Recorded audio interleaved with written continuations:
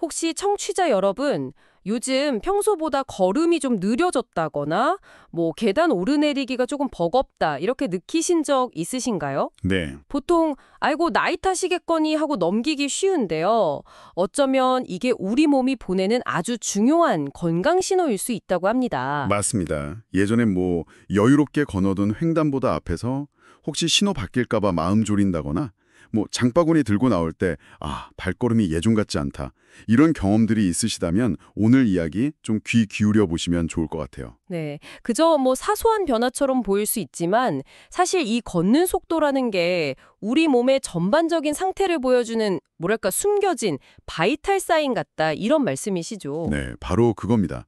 때로는 우리가 정기검진에서 놓칠 수 있는 좀 심각한 건강 문제의 아주 초기 신호일 가능성도 있고요. 숨겨진 바이탈 사인이라 흥미로운 표현인데요. 실제로 그 미국 피츠버그 대학 연구 결과 보니까 정말 놀랍더라고요. 12만 명 대상이었죠. 네, 규모가 꽤 컸습니다. 걷는 속도가 느린 그룹, 그러니까 초당 0.8m, 분당으로 치면 한 50m도 채 못 걷는 분들인데 이분들 식년 후 생존율이 정상 속도 그룹보다 30%나 낮았다는 거예요. 네, 30%면 정말 큰 차이죠. 이게 단순 통계 수치를 넘어서 어쩌면 우리가 매년 받는 건강검진의 몇몇 수치보다도 더 정확하게 우리 몸의 장기적인 건강 상태를 예측할 수도 있다. 이런 의미로 해석될 수 있다는 게 정말 중요하게 다가오더라고요. 바로 그 점입니다. 걷는 속도라는 거 일상 속에서 그냥 쉽게 지나칠 수 있는 지표인데 사실은 우리 건강의 핵심적인 부분을 반영하고 있다는 거죠. 그리고 또 다른 흥미로운 관점은 그 하버드 의대 연구에서도 나왔는데요. 노화가 우리 몸의 다른 부위보다 발에서 가장 먼저 시작된다는 겁니다. 발에서요. 그건 좀 의외인데요. 네, 60세 이상 노인 2,000명을 한 10년 정도 추적 관찰했더니요. 발바닥 근육이 매년 약 2%씩 줄어들고 그 발가락으로 쥐는 힘, 악력이라고 하죠. 그것도 약해지고 종아리 근육량도 눈에 띄게 감소하는 그런 패턴이 관찰됐어요. 와, 발에서 시작된 그런 미세한 약화가 마치 도미노처럼 발목, 무릎, 골반, 심지어 척추에까지 영향을 미칠 수 있다니. 정말 발 건강 중요하네요. 새삼 느낍니다. 그렇죠. 하지만 중요한 건 이런 변화를 미리 감지하고 좀 적극적으로 관리하면 충분히 건강한 상태를 유지하거나 개선할 수 있다는 거겠죠. 그렇습니다. 변화를 알아차리는 것, 그게 첫걸음이죠. 그래서 오늘은 여러분께서 보내주신 이런 자료들을 바탕으로 걷는 속도 변화가 우리 몸에 어떤 메시지를 보내고 있는지, 또 어떤 신호들을 좀 눈여겨봐야 하는지, 그리고 이러한 변화가 어떤 잠재적인 건강 문제와 연결될 수 있는지 좀 깊이 있게 파헤쳐 보려고 합니다. 네, 좋습니다. 더 나아가서 이제 건강한 걸음을 되찾기 위한 실질적인 방법들, 그리고 또 어떤 경우에 전문가의 도움이 필요한지 이런 구체적인 이야기까지 나눠보겠습니다. 네, 그럼 먼저 우리가 어느 정도 속도로 걷는 게 정상 범위인지, 그리고 집에서 간단하게 내 상태를 좀 점검해 볼 방법은 없는지 여기서부터 시작해 볼까요? 네, 좋습니다. 일반적으로 건강한 성인의 편안한 보행 속도는 초당 1.2m에서 1.4m 정도로 봅니다. 이걸 1분으로 환산하면 대략 한 70m에서 80m 정도 되는 거리죠. 분당 70에서 80m. 네, 만약 스스로 1분 동안 걸어봤을 때 70m에 못 미친다. 그러면 조금 주의 깊게 자신의 상태를 살펴볼 필요가 있다. 이런 신호로 받아들이실 수 있습니다. 그렇군요. 특히 아까 말씀드린 피츠버그 대학 연구에서 중요하게 다뤘던 기준인데요. 초당 0.8m 미만, 그러니까 1분에 50m도 걷기 힘든 속도라면 이건 의학적으로는 좀 더 적극적인 관심과 점검이 필요한 상태로 봅니다. 1분에 50m. 생각보다 아주 빠른 속도는 아닌 것 같은데 그 정도도 힘들다면 확실히 몸 어딘가에 문제가 있을 수 있다는 거군요. 네, 그렇죠. 잠깐 시간 내서 집 근처나 공원에서 1분 타이머 맞춰놓고 걸어보는 것만으로도 대략적인 내 상태를 가늠해 볼 수 있겠네요. 네, 아주 간단하지만 꽤 의미 있는 자가진단법입니다. 걷는다는 행위가 겉보기엔 단순해 보여도 사실은 우리 몸의 여러 시스템이 아주 정교하게 협응해야 가능한 복합적인 활동이거든요. 복합적인 활동이다. 네, 근육의 힘과 지구력, 관절의 유연성, 안정성, 신경계의 정확한 신호 전달, 조절 능력, 그리고 심장과 폐의 효율적인 산소 공급 능력, 또 몸의 균형을 잡는 평형 감각까지 이 모든 요소가 정말 조화롭게 작동해야 자연스러운 걸음이 가능하거든요. 그렇군요. 따라서 걷는 속도가 느려진다는 건 이 복잡한 시스템 중 어느 한 부분 혹은 여러 부분에서 문제가 발생했을 수 있다는 강력한 단서가 될 수 있는 거죠. 종종 다른 자각 증상보다 이 보행 속도의 변화가 더 일찍 나타나기도 하고요. 아, 시스템 전체의 건강 지표라는 말씀이시군요. 그렇다면 우리가 평소 걸을 때 어떤 변화들을 좀 더 주의 깊게 관찰해야 할까요? 혹시 스스로 체크해 볼 만한 구체적인 포인트들이 있을까요? 네, 몇 가지 핵심적인 변화들을 짚어볼 수 있습니다. 한번 본인의 걸음걸이를 떠올리면서 체크해 보시면 좋을 것 같아요. 첫째는 보폭입니다. 보폭이 눈에 띄게 줄어들지 않았는지 확인해 보는 건데요. 보폭이요? 네, 일반적으로 편안한 보폭은 자신의 키에서 100cm를 뺀 길이 정도로 이야기하는데요. 예를 들어 키가 170cm라면 한 70cm 정도 되겠죠? 근데 만약 의식하지 않은 상태에서의 보폭이 40cm 미만으로 짧아졌다. 그러면 좀 눈여겨볼 필요가 있습니다. 키 빼기 100cm. 아, 기억하기 쉽네요. 그 다음은요? 둘째는 발을 끄는 듯한 걸음걸이입니다. 혹시 3단 보행이라고 들어보셨어요? 3단 보행이요? 처음 들어보는데요? 건강한 걸음은요. 보통 1. 뒤꿈치가 먼저 땅에 닿고 2. 발바닥 전체로 체중이 부드럽게 이동하면서 지지하고 3. 마지막으로 엄지발가락으로 땅을 밀어내면서 추진력을 얻는 이런 자연스러운 3단계 흐름을 갖거든요. 아, 뒤꿈치, 발바닥 전체, 엄지발가락. 네. 그런데 이제 근력 저하나 관절 무제 같은 게 생기면 이 리듬이 깨지면서 발을 좀 질질 끌거나 터벅거리게 되고요. 특히 마지막에 엄지발가락으로 밀어내는 힘이 약해지면 걸음이 힘없어 보이고 보폭도 줄어들게 됩니다. 아, 그렇군요. 저도 모르게 급할 때는 그냥 발바닥 전체로 쿵쿵 걷는 경향이 있는데 의식적으로 이 3단계를 신경 써야겠네요.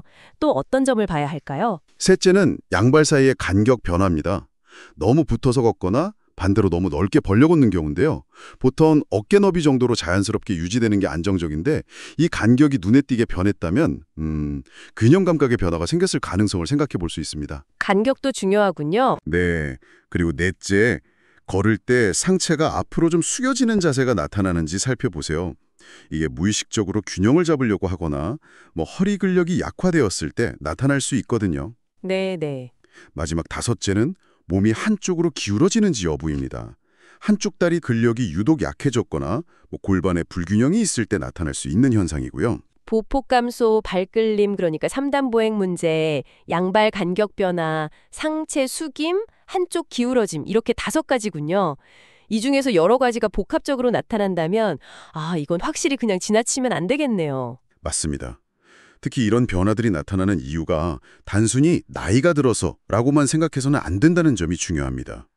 때로는 더 심각한 기저질환의 초기 신호일 수 있기 때문이죠. 기저질환의 신호일 수 있다니 조금 걱정되기도 하는데요.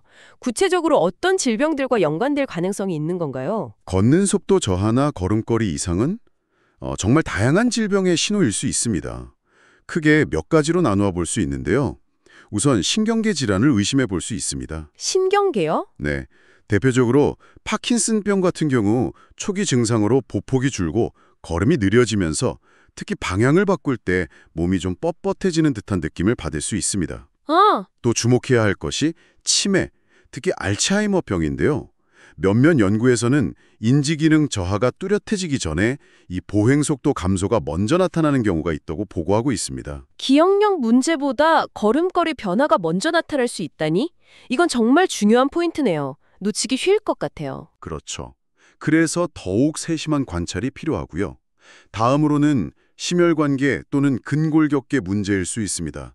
심장이나 혈관 기능이 저하되면 근육으로 가는 산소와 영양 공급이 원활하지 않아서 쉽게 피로를 느끼고 걷는 것이 힘들어질 수 있고요. 네. 또한 나이가 들면서 근육량이 자연스럽게 감소하지만 그 정도가 심해져서 근감소증, 진단 수준에 이르면 특히 다리 근력 약화로 인해서 보행 능력이 현저히 떨어지게 됩니다. 근감소증도 관련이 있군요. 네, 마지막으로 당뇨병 환자의 경우 합병증으로 인한 말초신경병증이 발의 감각 이상이나 통증을 유발해서 정상적인 보행을 방해할 수도 있습니다. 와, 신경계 문제부터 심혈관, 근육 감소, 당뇨 합병증까지 정말 다양한 원인이 있을 수 있군요. 중요한 점은요.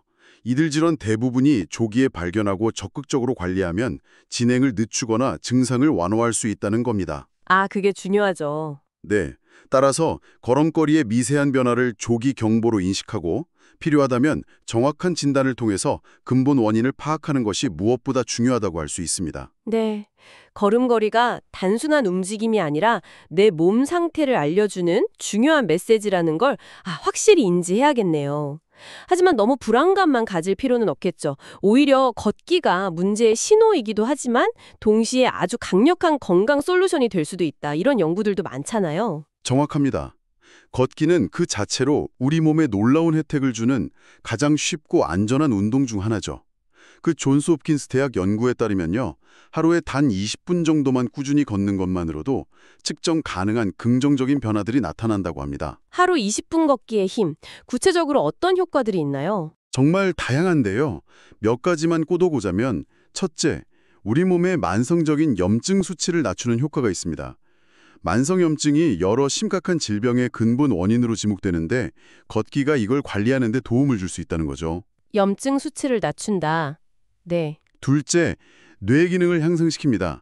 걸을 때 뇌에서 BDNF, 뇌유래 신경 영양인자라고 하는데요. 이 물질 분비가 촉진됩니다. 이게 새로운 뇌세포 생성을 돕고 기존 신경세포 연결을 강화하는 역할을 하거든요. 네. 뇌세포 생성까지요? 네, 실제로 꾸준한 걷기가 기억 중추인 해마의 크기를 증가시킨다는 연구 결과도 있습니다. 와, 걷는 것만으로 뇌가 건강해지고 심지어 특정 부위가 커질 수도 있다니 이건 정말 놀라운데요. 그렇죠. 셋째, 스트레스 호르몬인 코르티솔 수치를 감소시켜서 정신건강 증진에도 기여하고요. 넷째, 면역세포 활동을 촉진해서 면역력 강화에도 도움을 줍니다. 다섯째, 장 운동을 활발하게 해서 소화기능 개선 및 장 건강에도 긍정적인 영향을 미칩니다. 이야, 정말 걷기만큼 가성비 좋은 운동이 없는 것 같네요. 그럼 효과를 보려면 어느 정도나 걸어야 할까요? 무조건 많이 걷는 게 좋을까요? 여기서 핵심은 강도나 시간보다 꾸준함입니다. 아, 꾸준함. 네, 매일 5,000보에서 6,000보 정도, 시간으로는 약 20분에서 30분 정도를 꾸준히 걷는 것이 중요합니다. 주말에 몰아서 몇 시간씩 걷는 것보다 매일 짧게라도 습관처럼 걷는 것이 우리 몸에는 훨씬 더 긍정적인 신호를 보낸다는 것을 기억하시면 좋겠습니다. 매일 20, 30분, 꾸준함. 네, 명심하겠습니다. 그런데 이왕 걷는 김에 좀 더 효과를 높이고 부상 위험을 줄이는 올바른 걷기 자세도 중요할 것 같아요. 물론입니다. 몇 가지 핵심만 기억하시면 되는데요. 첫째, 시선은 정면 한 10에서 15m 앞을 자연스럽게 보고 어깨와 가슴은 편안하게 펴는 것이 좋습니다. 시선과 자세. 네. 고개 숙이고 스마트폰 보면서 걷는 건 아시다시피 목, 어깨에 부담 줄 뿐 아니라 자세 망가뜨리고 사고 위험도 높이니까 피해야 하고요. 둘째, 아까 말씀드린 3단 보행 있죠. 그걸 의식하면서 뒤꿈치부터 발바닥 전체, 그리고 앞꿈치, 특히 엄지발가락 순서로 체중이 부드럽게 이동하도록 신경 써보세요. 네, 스마트폰 보면서 걷는 건 정말 금물. 3단 보행도 다시 한번 새겨두겠습니다.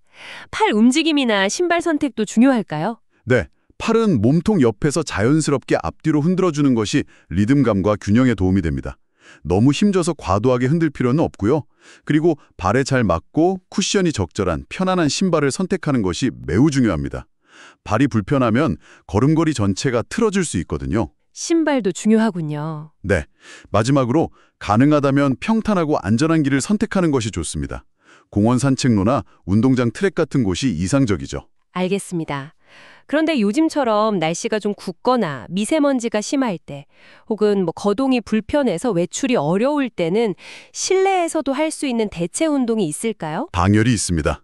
실내에서도 충분히 효과를 볼 수 있는 좋은 운동들이 많아요. 가장 기본적인 것은 제자리 걷기입니다. TV 보면서도 할 수 있고 팔을 같이 흔들어주면 운동 효과를 더 높일 수 있죠.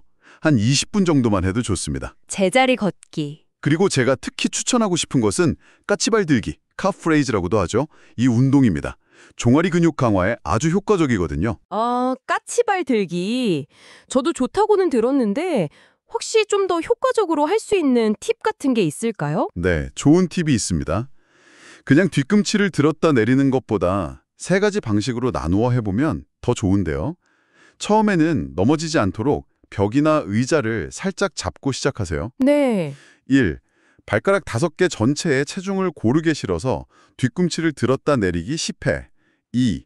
엄지발가락 쪽에 조금 더 무게중심을 두고 들었다 내리기 10회. 3.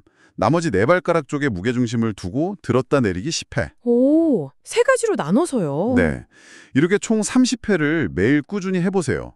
일주일만 해도 종아리에 힘이 붙고 계단 오르기가 수월해지는 걸 느낄 수 있을 겁니다. 익숙해지면 지지대 없이 균형을 잡으면서 시도해보는 거죠. 야, 세 가지 밤색으로 나눠서 이건 정말 꿀팁인데요. 당장 오늘부터 해봐야겠습니다. 그 외에 추천할 만한 실내 운동이 또 있을까요? 네, 와이드 스쿼트도 좋습니다. 다리를 어깨 너비보다 좀 넓게 벌리고 앉았다 일어서는 동작인데 일반 스쿼트보다 균형 잡기가 수월하고 무릎 부담이 적어서 어르신들도 비교적 안전하게 할 수 있습니다. 아, 와이드 스쿼트. 또한 수건 발가락으로 집어 올리기는 발가락 근력을 강화하는 데 도움이 되고요. 한 발로 서기는 균형 감각을 향상시키는 데 아주 좋습니다. 처음엔 벽 짚고 짧게 시작해서 점차 시간을 늘려가면 되고요. 모두 특별한 도구 없이 집에서 쉽게 할 수 있다는 장점이 있죠. 실내에서도 이렇게 다양하고 효과적인 운동을 할 수 있군요. 정말 감사합니다. 자, 이제 마지막으로 어쩌면 가장 중요한 질문일 수 있겠습니다. 어떤 증상이 나타났을 때, 이건 좀 심상치 않다. 당장 병원에 가봐야 한다고 판단해야 할까요? 이 적신호를 놓치지 않는 게 중요할 것 같습니다. 네, 이 점은 정말 아무리 강조해도 지나치지 않습니다. 다음과 같은 신호 중 하나라도 나타난다면 망설이지 말고 즉시 전문가의 진료를 받아야 합니다. 첫째, 갑자기 며칠 사이에 걷는 것이 눈에 띄게 힘들어지고 비틀거리거나 균형 잡기 어려워졌을 때입니다. 특히 뇌졸중 같은 응급 상황일 수 있습니다. 갑자기 나타나는 변화. 네. 둘째, 다른 쪽 다리에 비해 유독 한쪽 다리만 힘이 빠지고 약해지는 느낌이 뚜렷할 때 신경계 문제의 가능성을 배제할 수 없습니다. 한쪽만 유독 그런 증상이요? 그렇습니다. 셋째, 걸을 때 특정 부위, 예를 들어 다리, 허리, 발에 참기 힘든 심한 통증이 동반될 때입니다. 단순 통증으로 넘기지 마시고 정확한 원인을 찾아야 합니다. 네, 통증. 넷째, 심한 어지럼증과 함께 걷기가 힘들 때입니다. 귀의 평형기관 문제나 다른 신경계 이상일 수 있고요. 다섯째, 보행 속도 저하와 함께 최근 기억력이 눈에 띄게 떨어지거나 판단력이 흐려지는 등 인지기능 저하가 함께 느껴질 때 이건 치매 초기 증상일 수 있으므로 조기 진단이 매우 중요합니다. 인지기능 저하와 보행 문제가 함께 나타난다면 정말 즉시 병원을 찾아야겠네요. 네, 여섯째, 손이나 몸에 떨림 증상이 있으면서 걸음걸이가 부자연스러워지고 종종 걸음을 걷게 될 때입니다. 파킨슨병 가능성을 염두에 두어야 하고요. 떨림과 함께. 마지막 일곱째, 평소에는 아무렇지 않게 오르던 계단이 갑자기 숨이 차고 다리가 무거워 오르기 힘들게 느껴질 때입니다. 심폐기능이나 근력에 급격한 변화가 생겼다는 신호일 수 있습니다. 계단 오르기. 네. 병원에서는 보행 패턴 분석, 근력 측정, 균형 검사 등 다양한 방법을 통해서 정확한 원인을 파악하고 그에 맞는 관리 및 치료 계획을 세울 수 있습니다. 다시 한번 강조하지만 조기 발견과 적절한 대처가 예후에 결정적인 영향을 미칩니다. 네, 알려주신 7가지 즉시 병원행 신호들 정말 잘 기억해둬야겠습니다. 오늘 걷는 속도와 걸음걸이 변화에 대해 정말 많은 것을 배우고 생각해보게 되네요. 네, 오늘 저희가 함께 살펴본 것처럼 매일 내딛는 여러분의 걸음 하나하나가 생각보다 훨씬 많은 건강 정보를 담고 있는 소중한 메시지일 수 있습니다. 맞습니다. 그리고 희망적인 부분은 과거에는 속수무책이었을 많은 질병들이 이제는 조기에 발견하면 충분히 관리 가능하고 특히 걷기와 관련된 문제들은 꾸준한 노력과 적절한 관리로 얼마든지 개선될 수 있다는 점인 것 같아요. 그렇죠. 실제로 80대, 90대 어르신들도 꾸준한 운동을 통해서 다시 활기차게 걷게 되시는 경우도 많다고 들었습니다. 그렇습니다. 중요한 것은 나이 탓으로 돌리면서 포기하지 않고 자신의 몸이 보내는 신호에 귀 기울이고 관심을 갖는 그런 태도입니다. 우리 몸은 생각보다 훨씬 더 큰 잠재력과 회복력을 가지고 있거든요. 오늘부터라도 내 걸음걸이에 조금 더 관심을 가져보는 건 어떨까요? 매일 20분 꾸준히 걷기를 실천하거나 오늘 배운 그 까치발 들기 같은 간단한 실내 운동부터 시작해보는 거죠. 네, 아주 좋은 시작이죠. 그리고 만약 몸의 변화가 느껴진다면 주저하지 말고 전문가와 상담해 보시기를 권합니다. 여러분의 건강한 발걸음 하나하나가 더 활기찬 내일을 만드는 밑거름이 될 겁니다. 마지막으로 이런 질문을 스스로에게 한번 던져보시면 어떨까 합니다. 오늘 내 걸음걸이에서 평소와 다른 점, 딱 한 가지만 찾아본다면 무엇일까? 어쩌면 그 작은 관찰과 알아차림이 여러분의 건강한 미래를 여는 가장 중요한 첫걸음이 될지도 모릅니다.